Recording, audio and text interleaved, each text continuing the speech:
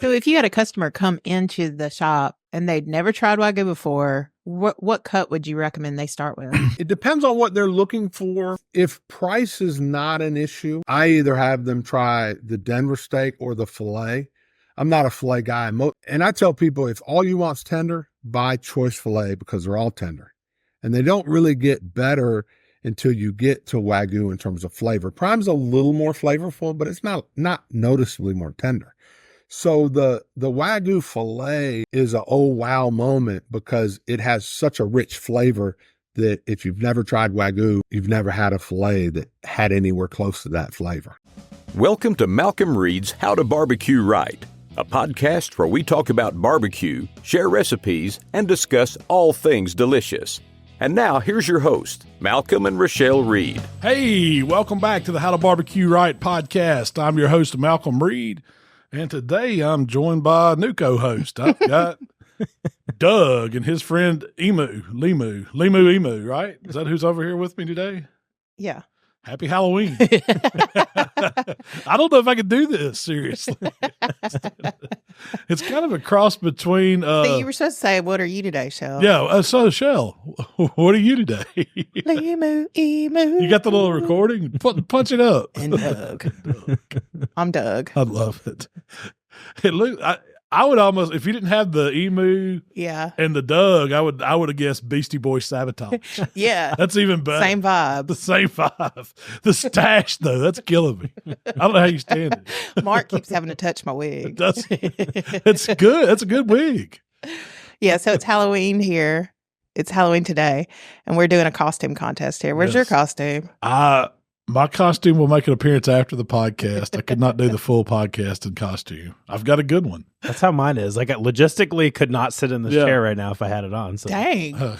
Oh, really? So this is a stand-up one. I've got a good one. What are you? The Macho Man. Yeah.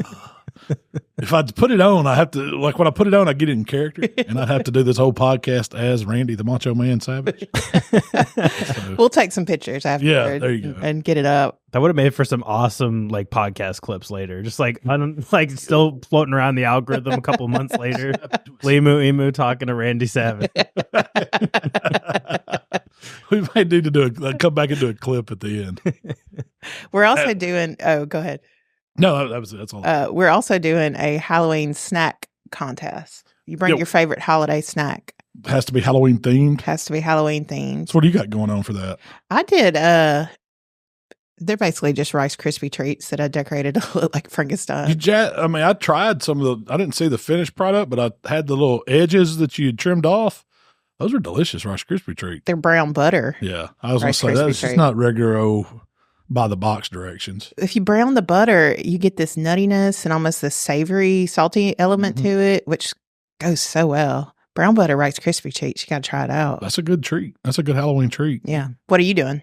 I'm doing zombie eyeballs. It's basically a meatball and a marinara sauce, and then I took these little string cheese sticks, sliced them into rounds, and then punched a hole out, and then put a piece of olive in the hole where it looks like the pupil of the eye, and then you put that on the meatball, and it's super simple. I had to do something. I mean, I don't have time to cook this morning. It's been a busy morning so far, and I knew we had this podcast, and I've got to transform into the Macho Man.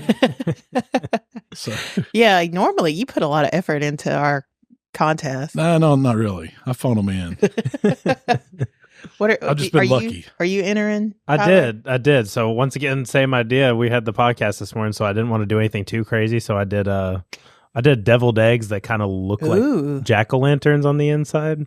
One of my favorite holiday snacks is deviled eggs, making them for any occasion. So. That's a really good one. Yeah, I got here this morning, and a lot of people were bringing sweets, sweet treats, and I was hoping more people would bring savory. You're hoping to steal them away. I figured if you say treats, most people are going to think something sweet. Yeah. No. We're also busting out the hot dog machine, and I made some chili. So chili dogs for lunch. Chili dogs for lunch after. And eyeballs. Yeah. And monster Rice Krispie treats and eggs. Man, this is going to be a great day. I don't want to go to my office. So what food says Halloween to you? Is there a Halloween food? Thanksgiving's turkey. Chili. Yeah, chili dogs. That's what I think of. Because usually, if we're doing Halloween, a lot of times we'll go to a friend's house or, people come over. Not really, our neighborhood is really not good for trick-or-treating, so we usually go to somebody's that is. But you'll throw a fire pit outside and hang out and pass out candy while the kids run around and eat chili. Have a pot of chili. I mean, chili and Rotel. Those are, when I think of Halloween, what do we eat for Halloween? Something you can make in a big pot and serve everybody, yeah. It does good. Kids will grab a hot dog. Adults usually eat the chili dogs. Everybody eats Rotel. We got a very special guest this podcast. We do.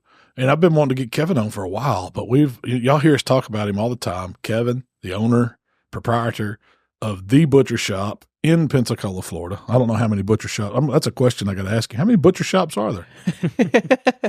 But if you search for or if you go to the Butcher Shoppe in Pensacola, you're going to find some of the best meats. He sells all kinds of stuff. So we're going to get into that too. He's got exotic stuff. He's the home of the A5 Wagyu brisket. Competition people buy a ton of brisket from him, but he's also a retail shop, and a lot of locals go there. And he's got all kinds of different stuff. So I'm excited to see what all Kevin's got going on, what's happening in the butcher industry. We've been wanting to get him on for a while. You say that he's got the best butcher shop in the country. It is. Real quick before we jump over to Kevin, the American Royals this weekend. Oh, yeah. I figured, man, that's a good question for Kevin. How many briskets is he sending to the Royal? I bet it's a bunch. It's a bunch. I bet it is. But that's a big contest. I don't know. Has it ever been on Halloween or starting? Because, I guess there are people be trick-or-treating there tonight. That'd be cool. Today's kind of setup day. Yeah. That'd be cool. Yeah. When I looked at I was like, who's going to trick-or-treat? You going to walk around and get shots and rib bones? Like it's a kid event, And I guess there's some kids that come with their families, but it's really not a kid thing. I'm sure there's people. Adult trick-or-treating? I'm sure I would show up with a bag of candy. Oh, you'd have to. Yeah. Just do like adult candy. You need the Reese's. You need the $40 bag of candy. Yeah. The Reese's peanut butter. How much? Yeah. So you bought some. So expensive. Oh, I did a trunk or treat. I spent at least $200 on candy. Just on giving out. Gosh. Just on candy. Oh, you can't. And it wasn't even that much. There's not a $10 bag of candy at Walmart anymore. They're all 20-something bucks. I mean, if you buy the $14 bag's tiny. Is it the Hershey's mix, the one I like? It's got which one has the Snickers and the Reese's peanut butter cups and the big size stuff? It's not bigger. It's fun size, I guess. Yeah.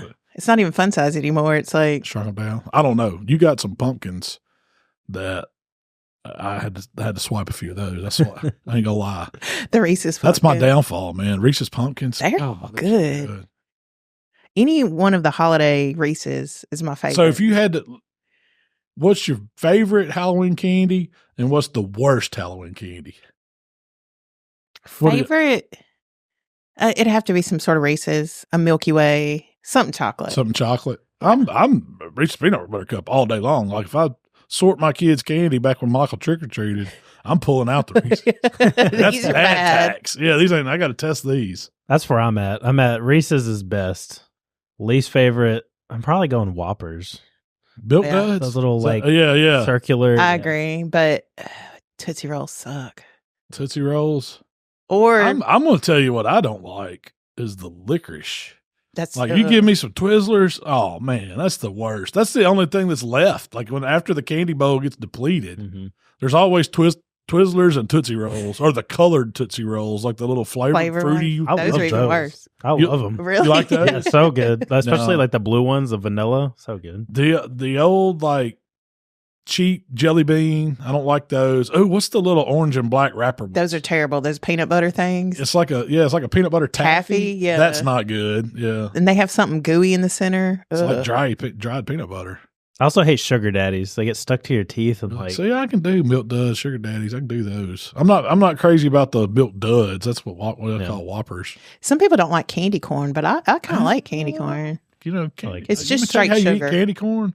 1, 2, 3. No, That's what I do. To bite the colors off. No. Here's what I do. Now I don't buy the candy corn in the little packs. I get the pound pack. And then you get you a can of dry roasted peanuts and you put it in a bowl and you combine candy corn and peanuts and then you eat it like trail mix. Yeah. Man, it is so good. That's that sweet salty. It's excellent. I don't know why they don't make that candy bar. It's kind of like a payday. Kind of. You had a payday candy bar? It's kind of what it tastes like. You don't see a lot of paydays in Halloween candy. No. You know what you see that I don't like? Mounds and Almond Joy. I don't do the coconut, man. It's just tastes Michael, like chewing up some insulation or something. Michael likes it. He likes that coconut? Yeah. I don't mind coconut flavor, but the texture of it in there, it's just not good in the candy. Yeah. I like the way you're styling your stash there, Doug. Keep rubbing it a little. It's better with the glasses. Because you don't know it's me. Yeah. I feel like I'm on an episode of Undercover Boss. Yeah, that's what it feels like. You definitely got a used car salesman vibe going or something. It's kind of the Dwight Schrute shirt. Like, that's a shirt. Some people ask me, "Are you from The Office?" Yeah. No. Anyway, well, let's quit wasting time and bring Kevin on. Is Kevin ready to come on? Actually, let's pay a bill. How to Barbecue Right podcast is brought to you by our friends at Primo Grills. Shell, did you know that Primo is the only ceramic grill made right here in the good old USA? What? Are you telling me that Primo Grills are proudly crafted here in the USA, ensuring top-notch quality and support for local craftsmanship? I sure am. Plus, Primo Grill not only delivers mouth-watering flavor, but because of their innovative oval design and superior ceramic construction, Primo Grills also gives you a ton of cooking versatility. Whether you're smoking low and slow or searing a steak to perfection, Primo Grills gives you the consistent heat distribution for mouth-watering results every time. What she said, y'all. Y'all visit primogrill.com and check them out. So Kevin has joined us, and for y'all that don't know, I don't know who Kevin Green is, but y'all hear us talk about it on our podcast all the time. He owns the Butcher Shoppe in Pensacola, Florida. And that's how I always say it, the Butcher Shoppe in Pensacola, Florida. But Kevin, we want to welcome you, man. It's good to see you, my friend. How have you been? Man, I've been great. It's good to see you guys, and it's truly an honor to be on here. I tell you, it's a highlight of my business career is having you guys as friends and customers, and I'm just excited. Well, man, I just want to say congratulations, and you do a great job, because I know so many people that are ordering comp briskets and other stuff from you, and you've taken the art of owning a butcher shop to a whole nother level. But what we wanted to get into first, Kevin, was just get a little bit of your backstory. How did you come to own the butcher shop? And what's your background, man? Sure. So my background is really in procurement. I had worked at a grocery store when I was young for a little while. Took about 4 years off between high school and college, and thought that I was going to go that traditional route of retail management. And, after a couple of years, realized that I might want to go ahead and get an education. So I quit and went back to college. And out of college, I majored in finance, and out of college, I really didn't know what I wanted to do, because working in a bank didn't seem like a lot of fun. And I took an interview with a regional chain that I had worked for as a buyer, Bruno's in Birmingham, and was offered the job. And so I did that for 5 or 6 years. And then I moved to New England and was a senior buyer for a large wholesaler. And so I'd always been in the grocery business, but never on the meat side. And had worked for a couple brothers here locally in Pensacola, or outside of Pensacola. And really just got to the point in my life where I thought I wanted to be in business for myself, thought I had enough experience working for other people, and had looked at different opportunities, restaurants, this and that. And there was a meat market in Pensacola that was for sale. And somehow I convinced my wife that would be a good idea for us to buy. And I had never cut meat. I had never worked in the meat department. I didn't know the first thing about it. And the intent was never for me to be in the back of the house. I was just going to run the business. And as we were driving to the closing on this business, the guy that I had handpicked to be my back of the house guy had a family emergency and had to move back to Georgia. So we signed on the dotted line, and I opened this meat market with no employees and no experience. Man, so how did you learn? That's one question. Because knowing how to cut all this meat, that takes skill. It does. I mean, I learned, I hired a couple guys with experience, and I kind of just learned from them, and then on my own, fortunately I had a son that was 13, 14 that had a little interest. And as he got a little older, we kind of did it together. But, I will say on the front end that, 30 years ago, it would have been impossible breaking down whole carcasses, but now we're cutting everything in house and grinding everything in house. But, it's a little easier with things, coming in subprimal, but the learning curve was pretty big. I mean, the hardest thing initially was just, how do I write an order? How do I get the right product mix in the store? So it really was starting from ground zero, to where we are today. So you had a local customer base already. I'm guessing this meat market was already in business probably, for several years. Sure. You took it over. Did you change the name, or was it already? We did. We changed the name pretty much initially. Nothing against the guy I bought it from. He did, he had a good business, but I really wanted to take the business in a little bit different direction. And I had views on it that, were kind of different. I felt there was a need for a change back in time to, when people talk about what they're going to have for dinner, they talk about the protein. They're having steak or they're having pork chops, and invariably they're going to have side items with it. But what they're having for dinner is that protein. So I really wanted to scale back the business and increase the inventory variety, of the protein section. And that's kind of changing the name lend itself to that. So when we, kind of met each other or whatever, it was through the competition barbecue side of things. I know back then when you started, it probably competition barbecue probably wasn't even in your wheelhouse or even knew much about it. It was a specialty field, it's kind of niche, but you were more serving that local customer that's cooking in their backyard, that's wanting to come in Thursday or Friday, buy stuff that they're going to cook all weekend long. Is that kind of how the business started? Absolutely. It was 100% just, local retail. I had a protein guy that come in the store one day and asked me about selling Wagyu. And I thought that, long term, I could make that stretch. We put some in. It was, 3 score Australian Wagyu, bottom of the barrel in terms of marble score. And, we threw a lot of it away the first year. Took a while to get it established, but through that, just having some ribeyes and strips, we had a local guy, out of Navarre that was competing 3-4 times a year. He asked me about briskets. I got a couple boxes. And then after him, he was in the military. After he moved away, we had a guy, in Tallahassee. He was our only competition guy for probably 2.5 years. Travis Millender. We shipped him briskets 5 or 6 times a year for 2-3 years. And he was our only competition guy initially. And it just kind of grew from there. So was shipping even in the wheelhouse then, or was it wasn't? You started. Yeah, we actually shipped through a third party. There was a local company that was shipping turduckens all throughout the country, and they shipped for us. But yeah, shipping competition meats was never on my radar. We just kind of happened into it. And then once we got into it, my son and I said, man, if we're going to do this, we need to really do it. So we just started getting more and more inventory, more and more of the A9 inventory, to the point where, we were exclusive, importer of it.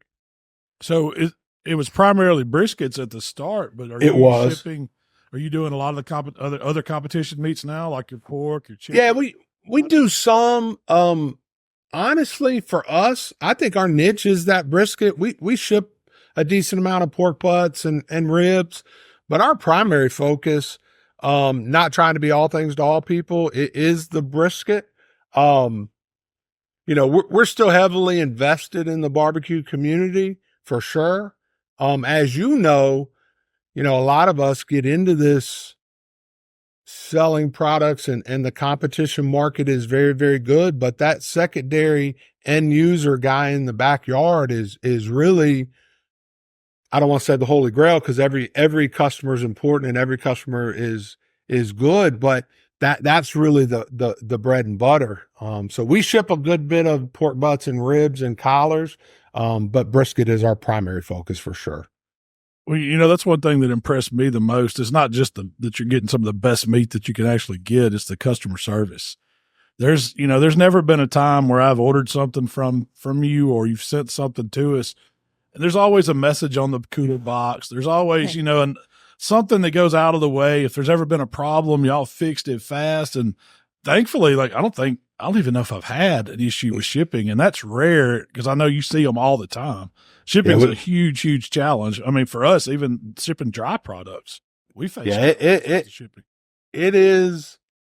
I tell people shipping refrigerated, expensive meat is not for the faint of heart.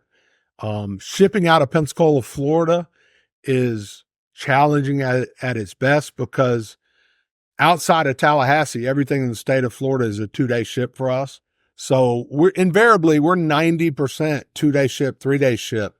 And it's challenging. I mean, we had a few issues last week. We were just trying to get a box from Florida to California to Chris Webb, and every day, fortunately it got there a day late and still cold, but it was 3 days just trying to get that box to the airport in Orlando to go to California. And until about 3:00 Friday morning, I didn't know if it was going to happen. So yeah, it's challenging and not for the faint of heart for sure. I wanted to ask you how many briskets you shipped to the Royal.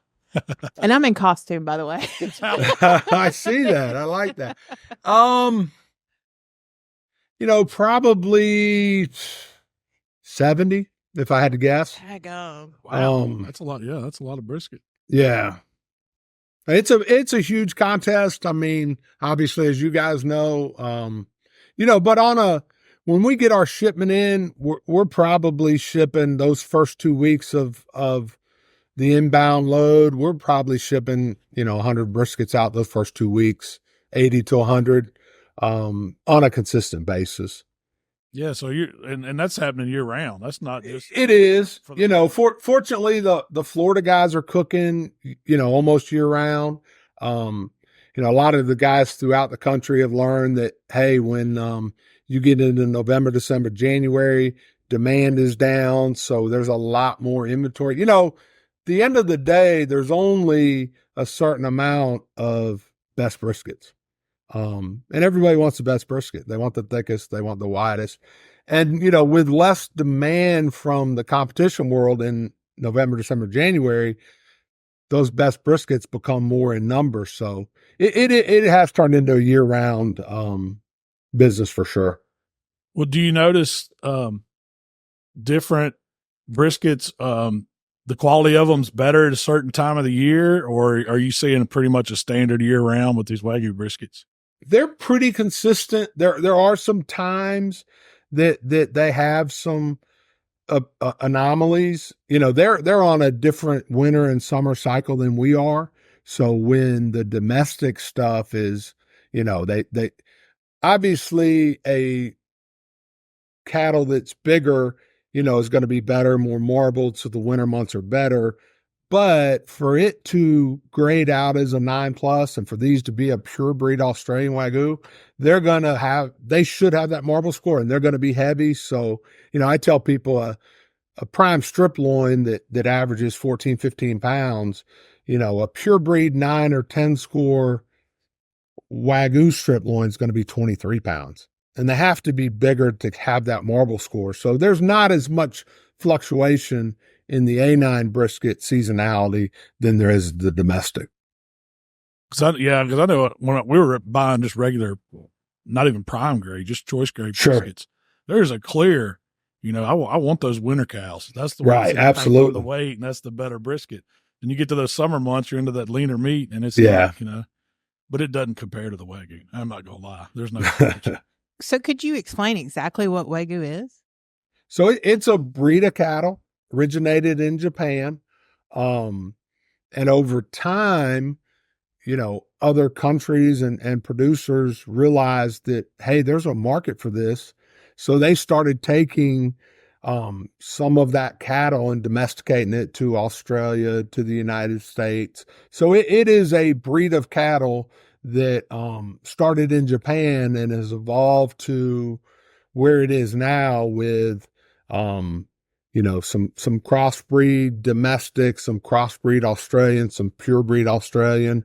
I guess there is some purebreed domestic on a small scale. So it's just that breed of Japanese cattle. And then, the evolution has been the balance between breed, genetics, feed. In Japan, it's all feed driven. That A5 it has the genetic, but the real differential is the feed. And that's where you get that increased cost, where Australia is more genetic based and they still feed like Japan, but not at the same level.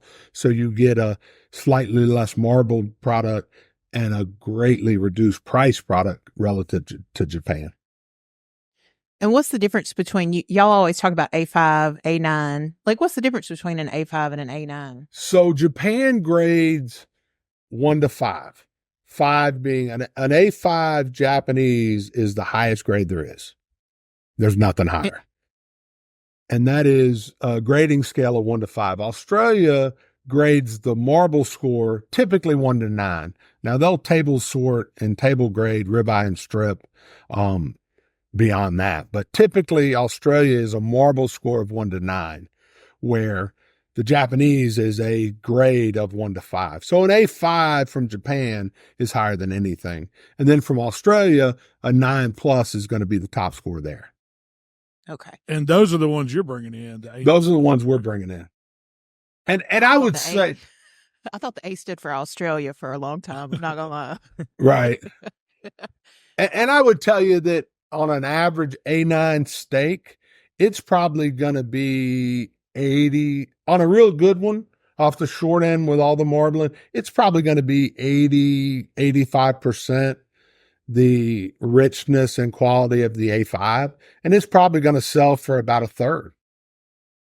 So that's a big difference. It is. And, as you guys know, it's pretty rich. So on a Japanese A5, you may eat 2-3 ounces at best. On a 9-score Australian that's really rich, you might eat 6 or 8. Yeah. You're probably not going to go beyond 16. that. No. You can't. I've tried. I paid that price. Yeah. And yes, you can do it at the time. Yeah. Oh, yeah. You don't get a lot of sleep that night. No, but you will get a little bit of discomfort. I promise you. And sometimes it's worth that discomfort. Sometimes it's worth it. I don't know what my heart thinks. Right. Well, so we're seeing a lot of this Wagyu pop up now, even in just regular grocery stores. I think even our Walmart has a line of Yep. it. So I wanted to ask you, so what we're seeing there, is this just a marketing thing that these companies are getting by with to use so it's not really, really Wagyu beef. It might not even be the same genetics. I just wonder if they're doing that to sell more meat at an expensive price, or are they getting something that is, a really, really higher end product? It all just depends. I mean, I would say that if they have Wagyu on it, that it has some Wagyu in it. Now the challenge is, what percentage of that ribeye at Walmart that has that marketplace Wagyu, what percentage of Wagyu is it? Is it 50? Is it 10? Is it 8? Greater Omaha, which is a very good domestic supplier we buy most of the prime we buy for Christmas is always theirs. They just rolled out a domestic Wagyu program, and I've looked at it. I don't really have a lot of interest in it. We've got our wagon hitched to the Australian, but it looks pretty good. So I think that it does have some Wagyu in it, but it's kind of like some of that Wagyu burger. It's got 10% of some Wagyu trim, and the other 90% is God only knows what. The proof's in when you eat it. Unfortunately, there's not a lot of oversight domestically on, this is Wagyu, but what level of Wagyu is it? What grade? That was my next question. Yeah. Is there and it's really not graded. Yeah. There's no regulation for them to use that. Like, say if they were trying to get by with prime or call it upper prime, exactly, or, different levels. And maybe we could get you to explain that a little bit, because I know in the butcher shop, you don't just carry Wagyu. You've got some choice grade meat. You bring prime grade meat. So you've got all the different levels. Can you go into that a little bit? Just explain to people what they're looking at and what it, from a cost point, that's really, I think, what our listeners are more interested in. Why does one cost more than the other? Or what's your best value? So it really does come down to supply and demand. It always does. We carry what's called an upper 2/3 choice. It's a certified CAB or a chef's exclusive or a sterling silver. These are all upper 2/3 choice programs based on individual packers. CAB is probably the most commonly known term that people know. And that's, so there's going to be a no roll, which is at the bottom. It's inspected, but it's not graded. And then there's going to be select, and then there's choice. And then from choice, you get upper 2/3 choice. There's some 1/3 choice. And then you get to prime. And within prime, it could be on the high side or the low side. I mean, it's graded based on a picture of the loin on the hoof, and they make a determination, and hopefully it's really accurate. So for us, we probably sell more prime than we do upper 2/3 choice. And I think that's just a makeup of our customer. But most chains, you have one option or two. They carry choice, or they carry select, or they carry prime. I would tell you that if you can afford it, there's a pretty noticeable difference in choice or upper 2/3 choice and select. So if you can afford it, I would start at choice. And for us, having choice, prime, Wagyu, a lot of times we'll have 2 or 3 marble score options in Australia, and then Japanese. We've got customers that buy all of them throughout the year. They have that, maybe they're having a cookout and they're having some friends over, and maybe they're serving choice ribeyes. And then the wife's out of town with the daughter, and the son's home, and the dad and the son are having prime. And then it's, Valentine's Day, and they don't want to fight the crowd, so they buy a couple Wagyu steaks. Same customer might buy every grade we sell throughout the year, but they're not always buying the same one. It's kind of, I don't want to say price driven. It's more event driven, what they're having and who's going to be there. Yeah, depending on what you're doing. Yeah. So if you had a customer come into the shop and they'd never tried Wagyu before, what cut would you recommend they start with? It depends on what they're looking for, but if price is not an issue, I either have them try the Denver steak or the filet. I'm not a filet guy. And I tell people, if all you want's tender, buy choice filet, because they're all tender. And they don't really get better until you get to Wagyu in terms of flavor. Prime's a little more flavorful, but it's not noticeably more tender. So the Wagyu filet is a oh wow moment, because it has such a rich flavor that if you've never tried Wagyu, you've never had a filet that had anywhere close to that flavor. And then the Denver is just from the marbling in that tenderloin. It comes from the marbling, and then from the breed. All Wagyu, all this Australian Wagyu is going to have some richness. And as you go up the scale, it gets richer and richer in terms of flavor. But the best prime filet will not have anywhere near the flavor of an average Australian Wagyu filet. Are you comparable in price at the market? So like to that prime versus, how much are we talking? Double the price? No, we're talking. So for us, from choice to prime is probably about an $8 upgrade, and from prime to Wagyu is probably about an $8 upgrade. Okay. So to me, it's the same jump, and I don't know that I'm jumping from choice filet to prime, but I would jump from prime to Wagyu.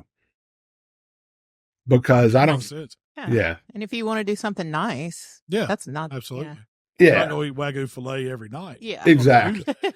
and then the other one I try to recommend is a pretty nice score strip, because to me, the flavor difference in the Wagyu filet is unlike anything. And the texture difference for me from prime strip to a 6-7 or an 8-9 Wagyu strip is exponential. I don't like New York strip. It just doesn't have the texture I'm looking for. The best prime strip I've ever had, I didn't enjoy, but an average Wagyu strip I've really liked. And that's where it shines for me, is on the lesser cuts that are typically leaner or a little on the tougher side because it's more of a working muscle or something. When you get into the Wagyu, that's where I want to spend my money. And that's why I think the brisket's so good. Brisket normally one of the toughest cuts on that cow. There's no way to cook it except cook it down low and slow. So, go ahead, Kevin. And then so that's kind of if money's not an issue, but if we have people that are a little gun shy because of the money, then I turn them on to either a top sirloin or a sirloin filet, because now they're in the $20 and below. Right now a good choice ribeye about that price. So, a sirloin filet in a 6 or 7 or an 8-9 Wagyu is going to eat like a choice filet in terms of texture, but it's going to have flavor. So they're actually going to save money on a better product. Well, that's good to know, because you can step down and buy that. Yeah. Well, like if I stay in your same price point and get a better cut. Better cut. Yeah, exactly. And I don't think I've ever had Wagyu sirloin. I'm going to write that down. One of my favorites, when you touched on the Denver steak, you turned me on to those. And I was like, man, this is unbelievable. This is like eating the best choice ribeye that I've ever ate. And this is coming off the shoulder. It's not, So I agree. I think those lesser cuts, when you get to the Wagyu, that's where they shine, and that's where you get your value. You take those flat irons. Sure. Wagyu flat iron is one of the best eating pieces of Wagyu I think I've ate. And the ribeye, I can't hardly eat it. I don't want to spend that much. Even like say the Japanese stuff, we've had some of it, and it is so rich and it's marbled in the ribeye section. It's overkill, man. So you're eating butter steak, or So I love ribeyes. What grade would you recommend going with a ribeye? Prime? Prime. I would. Yeah. In my opinion, a short end or a chuck end prime ribeye for the money is hard to beat. Is the Wagyu going to be better? Yeah, but I think you do get some diminishing return on that item, because a prime ribeye cooked right is phenomenal. Oh yeah. And it's, it's going to be half the price. One of the finer things in life. Yep. No, I agree. We've put them side by side. We'll have some people over and do a little steak. You want to serve everybody a little bit of everything and put them up there. Everybody always goes, and the ribeye to that prime ribeye versus any of the others. Sure. It's that good. And you can find those typically. I mean, our local grocery store, we've got a small butcher shop in town now. They've got that grade of meat. They may not have the Wagyu, but they've definitely got that. Where do you stand on the aging? Is dry aging worth the money? Are you selling any dry aged products, or is it all aged? We are selling some dry aged, typically ribeye and strip. Me personally, I'm not a dry aged beef fan. I just don't like the flavor of it. But I don't eat wild game, so I'm real traditional palate. But people that like dry age, man, they love it. It's almost a cult following. They're looking for that flavor profile. So we sell a decent amount of it. We have it really, and it's probably me holding it back from a personal preference, but we sell it, we offer it. I like the dry aged pork chops a lot better than I like the dry aged beef. But it is popular, and it's going to shake out, a choice, an upper 2/3 choice dry age is going to shake out about like a prime, and a prime dry age is going to shake out in between prime and Wagyu, but probably closer to prime price wise. Well, I mean, my thinking is with it, when you get up into the prime, the upper prime, and the Wagyu, and you try to dry age it, it's got such a high fat content. It's really, really, really going to intensify that dry age flavor. And I don't have the palate for it. Yeah, I don't. And you like wild game, and I love wild game, but it just takes on a level of funkiness that I'm not crazy about, you know, and it's just, and some people like it. But he's right. The people that love it, love it. Yeah. We sent Greg Rempe, I think, some 80-day, 85-day dry age. Yeah. And he really enjoyed it, man. I tell you what, I wouldn't give you a nickel for it. Is that something you did in house that long? Or because we would have to have our own dry aging room. And I just didn't think that the cost bore out. I knew I wasn't going to go full bore for that dry age. So we're just buying it from, you know, we can select how many days we want it aged when it comes into us. Mm-hmm. So that was just something we bought from the supplier. So let's talk the opposite of that. Let's go wet aging, because I am a fan of that. Oh, absolutely. You know, when I know the pack date on a brisket and I can let it sit in my fridge for 30 days, it totally changes it. And I've even went as far as 45. Now, I'm not a 60-day guy, but the 30-day is what I like to see on stuff. So what's your thoughts on the wet aging process? I mean, typically for us, you know, in the high choice and prime market, they're usually not shipping it out to us within 30 days. They call it green meat. You know, it just hasn't set up. It hasn't wet aged.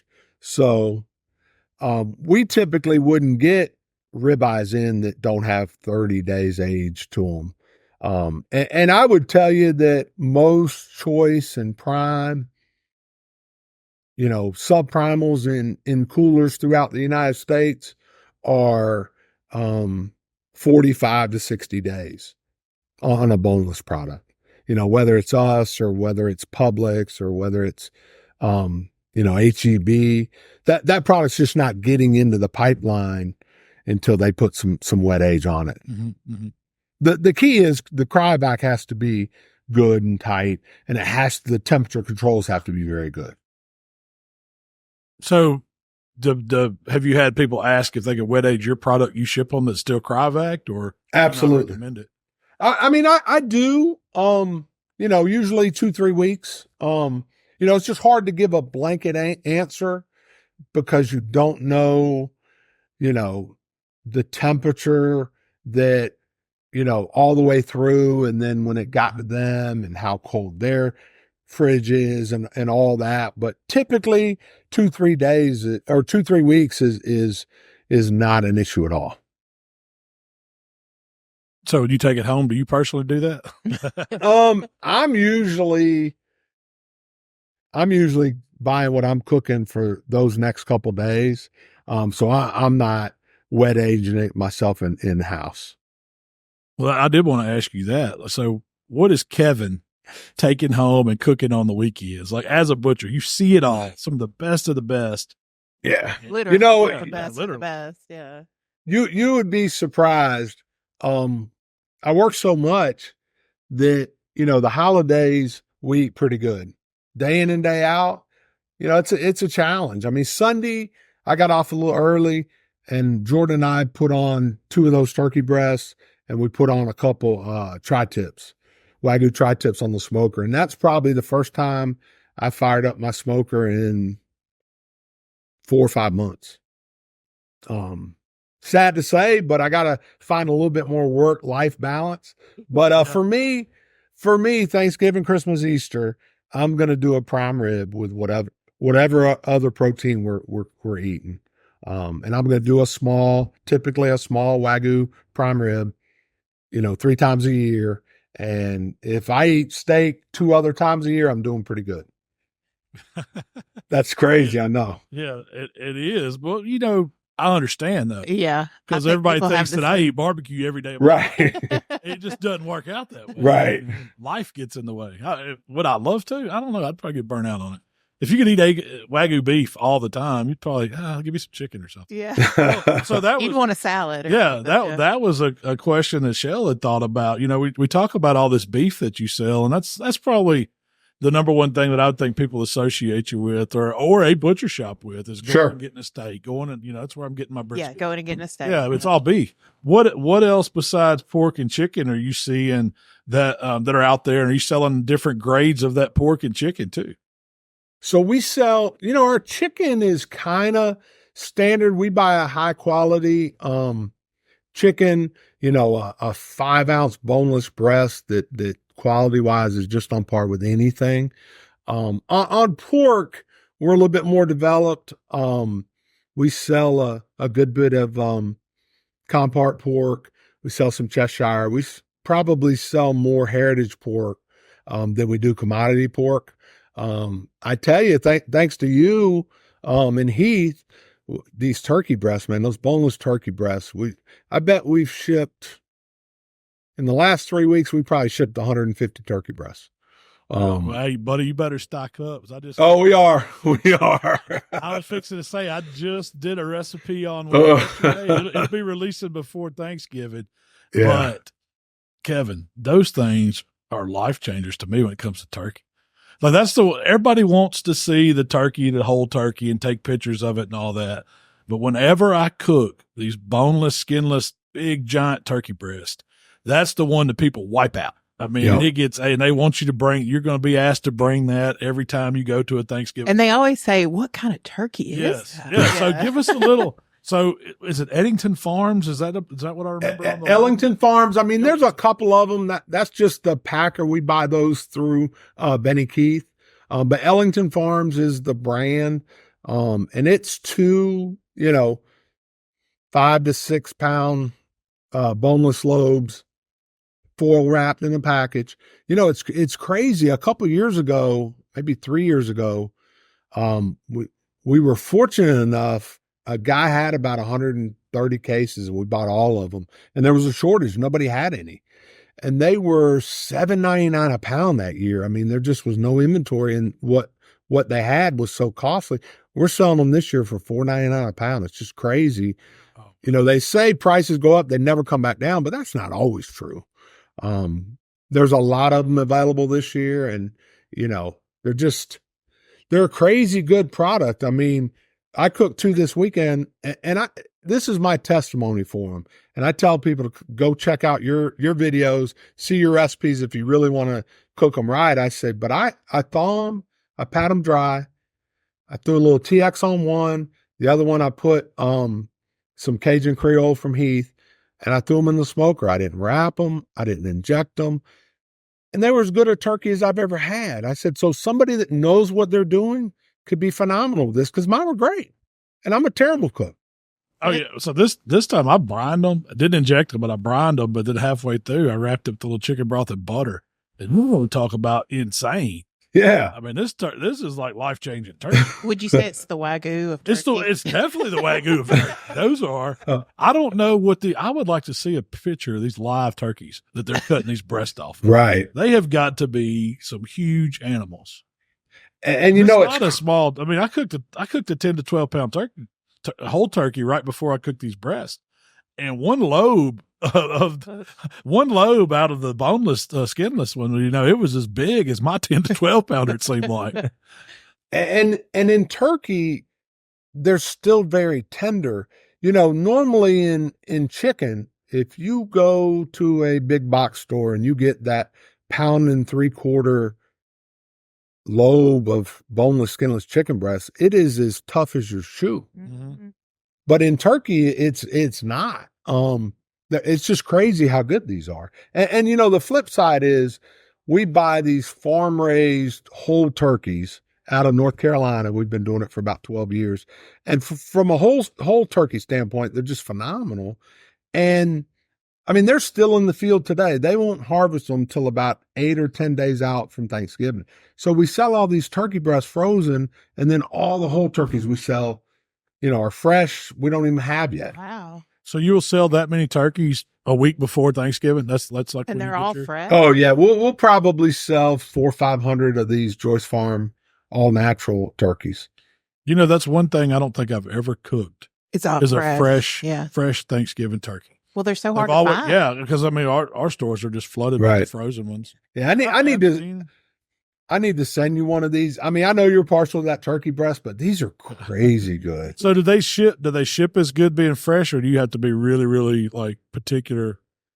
Typically they do as long as as long as the box and cooler stay intact, then they're fine. Our challenge is it's always a rat race to get them in to ship them. We're not going to ship that week of Thanksgiving, Right. So a lot of times they come in that Monday week prior and we're shipping that Tuesday. The last thing I want to hear, it's one thing if the brisket doesn't get there, but I'm not going to be the guy that doesn't get your turkey there for Thanksgiving. You don't want to be the man that ruined Thanksgiving. You ruined it, Kev. You ruined it. I don't want to. That's why I say go ahead, buy the frozen breast. Yeah.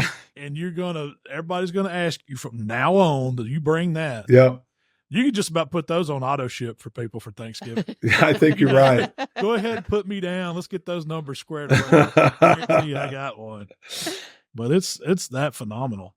Yeah. Speaking of the holiday time, what do you see other people buy for holidays? I mean, obviously you got their turkeys for Thanksgiving, but do you do a lot of prime rib, a lot of ham? We do. We sell a ton of prime rib for Christmas. It's by far, it dwarfs everything, to include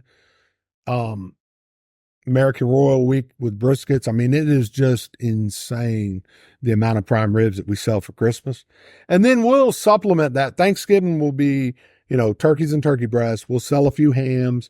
We'll sell a few prime ribs. We'll sell a few hams at Christmas. But for us, it's, turkey breast at Thanksgiving, prime rib and peeled and tied tenderloins at Christmas. And then the other holidays are, across the board. Easter is some ham, some prime rib, a lot of steaks, Fortunately, our steak business is pretty solid throughout the year. So, you get to a holiday and that's going to index a little higher at our store than most. Well, I do think being in Florida helps you because you really It can does. cook year-round outside. Yeah. You can. The challenge for us sometimes is it might be too hot, right? It's rarely ever too cold. We kind of get that. You get that, Mississippi, definitely. But I'm still going to go outside, and I don't care how hot it is. I'm going to go outside and cook a ribeye. Yeah. Because it's fast cooks. Sure. It's not like I'm sitting there fighting a fire all day on a grill and I'll be out there for hours and hours. So I can always find time to cook that steak. Speaking of the holiday, so I think that giving people meat or gift cards for meat is like a perfect gift. Do you have some way, like if somebody wanted to send someone a brisket for Christmas or a gift card for your shop for Christmas, do you do that? We do. Yeah. We just, we can email it or typically we'll just put it in the mail. We ship out a lot of, gift certificates for Christmas. We sell a lot of them in store, but and I think it's an ideal gift. I'm a little biased, but I think it's an ideal gift because then they can pick exactly what they want, brisket. I'll tell you, the man in your life would definitely love a gift certificate or a big old brisket from Kevin.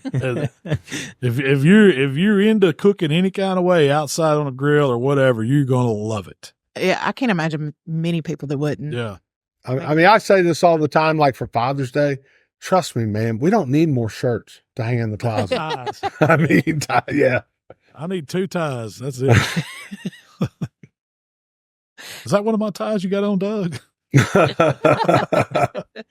No, it's not one of your 2. No. I'd trade a tie. I'd trade a necktie for a brisket any day. Absolutely. All my ties. I'll just start over. I'd go back to a clip-on like a little kid. I'd be all right.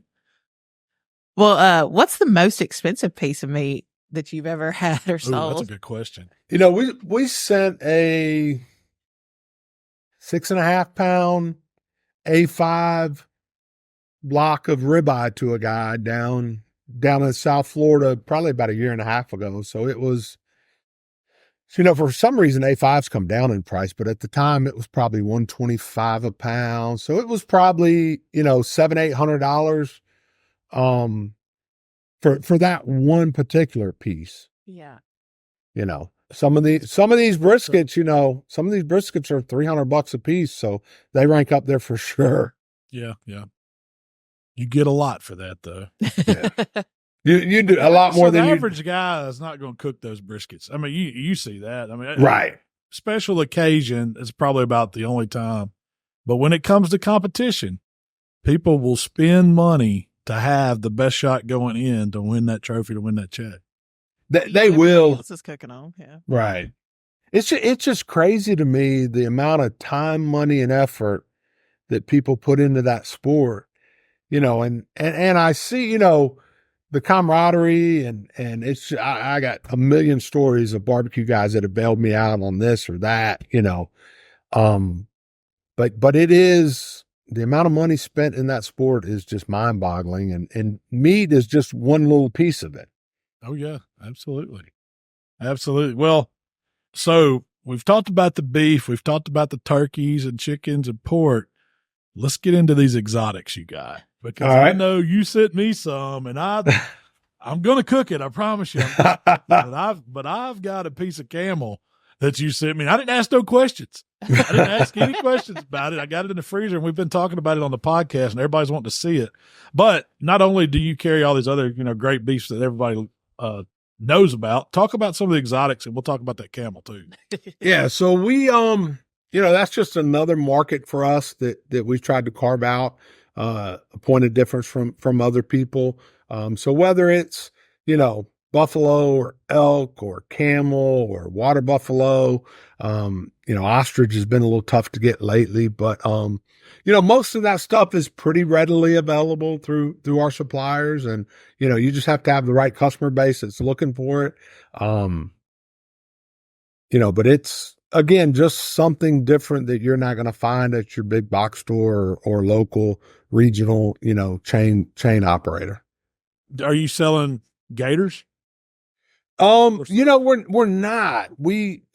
They're hard to get. There's some challenges with getting things inspected nationwide, statewide, things like that. For some reason we haven't been successful getting, and I'd love to get those, smaller gators, fit in a nice chest, ship them out. But that's just not been, an item that we've had a great success getting. I would think of all those Florida fans down there in the swamp. Oh yeah, be cooking those on game day. It's been a little rough for them the last couple of years. Yeah, it's been maybe the Georgia fans this week. Yeah. Taking them to Jackson. We saw a lot of gator tail the week of that largest outdoor cocktail party. Yeah. Well, so going back to that camel. Now, what did you send me, and have you actually tried it? So I have not, and again, I'm not a wild game guy, but it's a camel tenderloin. It's a, tenderloin off the camel. We got some in. What's that? It's not as hump. It's not as hump. No. And we sell a few of them. I mean, I've gotten some feedback from them. It's pretty mild. It's not going to taste like chicken, but I'd put it more in the poultry arena than the heavy beef arena. That's not what I was expecting. I was expecting it to eat more, like cow or yeah. I mean, it's a white meat, so it's a lighter meat. It's not going to have that heavy game that elk's going to have. Yeah, right. Well, that's interesting to me. I was expecting something totally different. So maybe I need to go ahead and pull the trigger on the camel. I mean, I've had a lot of people ask, when's that video dropping? See, now you're on the spot. Now you got to do it. Two questions I get often. Well, three. Do you really know him? He's my idol. When is the camel dropping, and when's he coming back? I said, y'all don't know how busy this guy is. We do have a plan to get back down there in this spring. So, and this for people that don't know, he's got you covered on the meats. But when you go in his shop, you can get fresh produce there. If you need your baked potato to go with your steak dinner, you got it. If you need to get your mushrooms, you got it. Oh, yeah. You were selling a ton of stuffed mushrooms when we were there. Yeah. Now there was so talk a little bit about what else is available besides meat from the butcher shop, because I know you have a lot more to offer, and you sell a ton of barbecue seasonings too. Yeah. So we're probably 95% meat. But that other 5% is split up between, spices and sauces, the convenience produce that you need. We sell some killer local pies, key lime and that's bushwhacker. Yeah, that's just the one, the bushwhacker. Yeah. And we've got a line of our own seasoning the guy packs for us, and there's probably 300 seasonings. But in addition to that, we sell so many of yours and Heath's and, Tillman sauces out of Florida. And it really just helps that, we have those upper quality items. I mean, anybody can get, some generic seasoning, but, when you have that killer hog seasoning right there by the register and they recognize it and you, and they've watched the videos, it just lends itself to what we're doing. So anything that we put in those pies I spoke about, they're, locally made, really high quality. It just lends itself to what we're doing on the beef and chicken and pork side. But most of it's going to be meat, and then the seasonings and sauces probably, a noticeably second, and then some of that dry produce and the pies, and we sell a little bread, stuff like that. To me, it's a one-stop shop. If you need to go down to get some dinner, and you want to start with the best beef you can get, and then just get everything else and get the bushwhacker pie to finish it. Yeah, that's all you need. That's all you need. It's a man's. And I don't know how many people we've sent. Like, if they're down there vacation in Orange Beach, Gulf Shores, I'll say, you got to run over to Pensacola. It's you not tell far. everybody, take a cooler. Yeah, take a Go to cooler. Pensacola.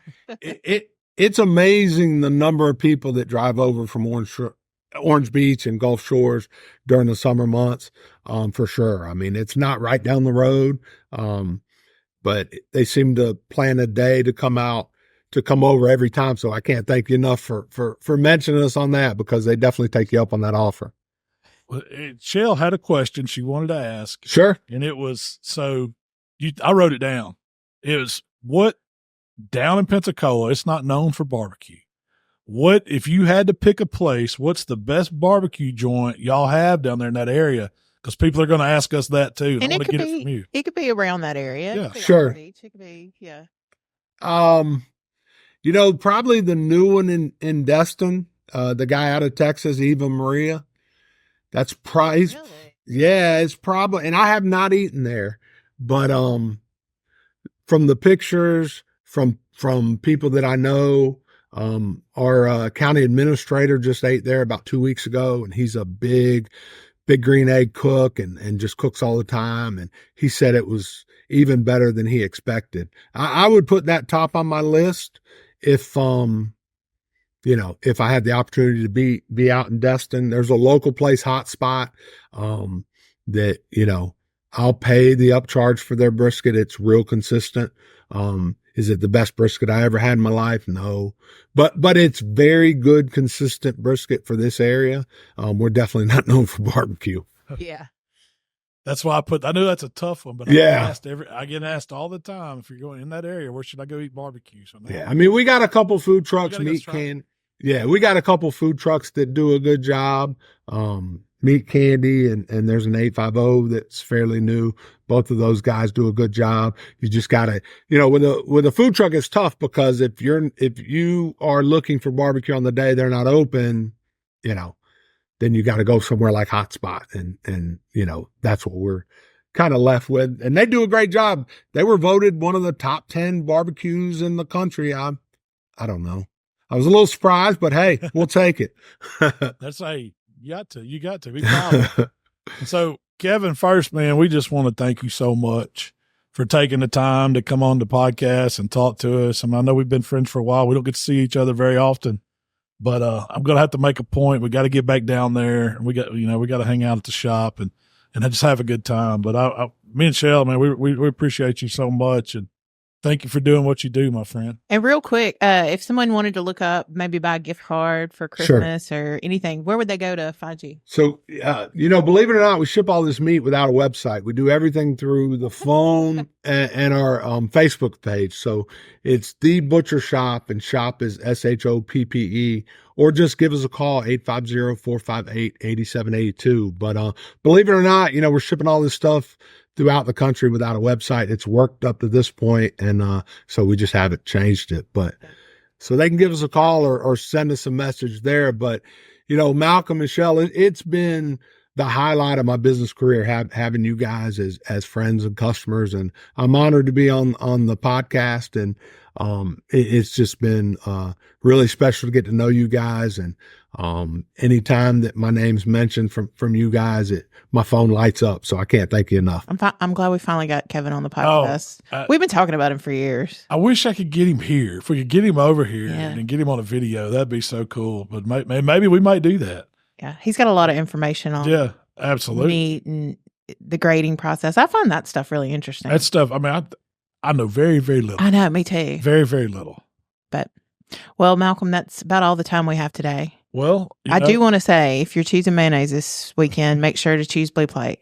It's the best mayonnaise on the planet. Quality mayonnaise since 1927. I'm using it today in deviled eggs, and you should too on Thanksgiving. And I said, tonight, Halloween, just get you a few jars and just give out spoonfuls. Just come up, just give them a dollop of Blue Plate. There you go. Trick or treat. Let them lick it off the spoon. I choose trick. That's how you get blacklisted in your neighborhood. That's how you get egg. That's how you get, you get. You think Blue Plate makes little sample jars you could pass out? That would be awesome. I've always wanted one in my purse mayonnaise. You know where I've seen them, and it's not Blue Plate. And I don't know if New Orleans hotels have it or not, but when you get room service at a hotel. Yeah, you get the and they bring out the little bitty bottle, like the little personal ones. If you could get those in Blue Plate, that'd be awesome. I know they have packets because I've seen them, like the New Orleans Saints. They're the official mayonnaise of the New Orleans Saints. They posted like a picture of a hot dog with a mayonnaise pack, which first of all, love that they have mayonnaise for hot dogs. Not know that. So you're going to be so excited. We're going to a Saints game in a few weeks. Yeah. Is it 2 weeks? It's pretty. Yeah, not this weekend, next weekend. Oh, wow. So, Tyler. What about the community? Yeah. If y'all want an awesome community to hang out in, head on over to the Let's Get to Cooking community. We just wrapped up a Grilla Grills silver bag giveaway that was super successful, and I super thank y'all for taking a part in that. I'm going to pull it up here real quick, but while I'm pulling that up, if y'all, first of all, want to place to share your recipes and stuff like that, some of the questions that we get, not today necessarily, we had a guest, we had a action-packed episode, but we usually get questions from the podcast as well. And then we are going to be doing another giveaway before 2024 is over with. So at least one. Yes, at least one. So the lucky winner was Don Langer. Congratulations, Don. Hope you enjoy that silverback. And then second place, Stephen Munster. Third place, Jason Garby. Got to enjoy a $100 HowToBBQRight gift card. That's all. Hey, that's no poking the eye either.